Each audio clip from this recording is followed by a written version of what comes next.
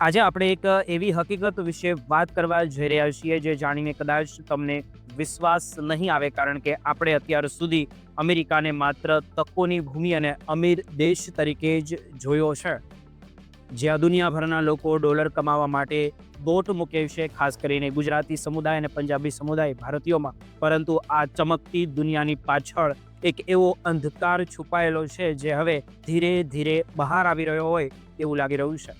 અમેરિકામાં આજે એક એવો મોટો વર્ગ ઊભો થયો છે જેમને 2 ટકનું ભોજન મેળવવા માટે પણ ભારે સંઘર્ષ કરવો પડી રહ્યો છે.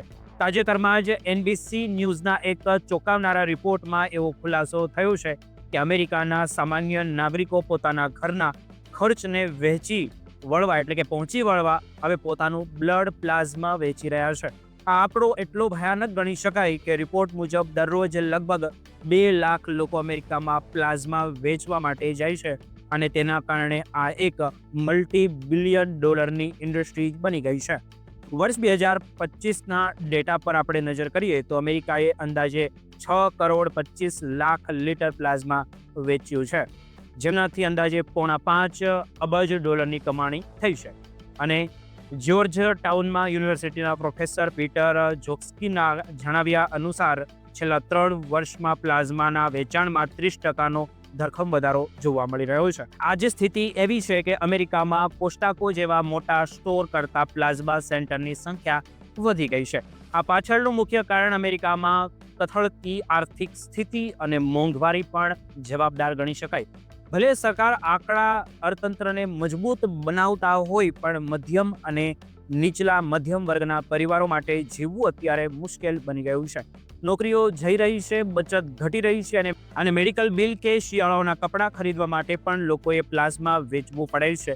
એક વ્યક્તિ પ્લાઝમા ડોનેટ કરીને મહિને $400 થી $500 વધારાની કમાણી કરી શકે છે, જે તેમના માટે જીવન રક્ષક સાબિત થઈ રહી છે.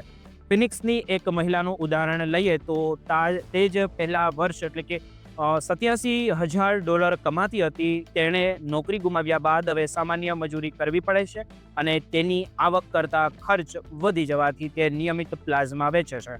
હવે આ પ્લાઝમા સેન્ટર માત્ર ગરીબ વિસ્તારોમાં જ નહીં, પણ કોલેજ ટાઉન અને મધ્યમ વર્ગના વિસ્તારોમાં પણ ખુલી રહ્યા છે, કારણ કે વિદ્યાર્થીઓ અને નોકરિયાત વર્ગ પણ આ લાઇનમાં ઊભા છે વેચવા માટે પોતાનું લોહી.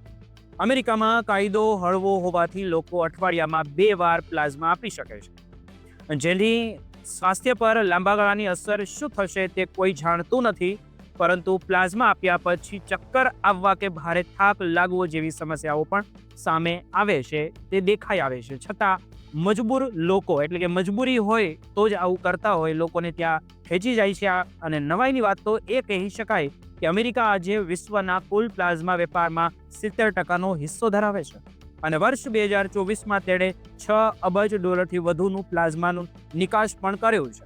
આ પ્લાઝમામાંથી દવા બનાવવામાં આવે છે, પણ તેની પાછળ લાખો લોકોની લાચારી છુપાયેલી છે. ભારતની જેમ અમેરિકામાં પણ અમીરો વધુ અમીર થઈ રહ્યા છે, જ્યારે ગરીબ વર્ગ પાયમાલ થઈ રહ્યા છે.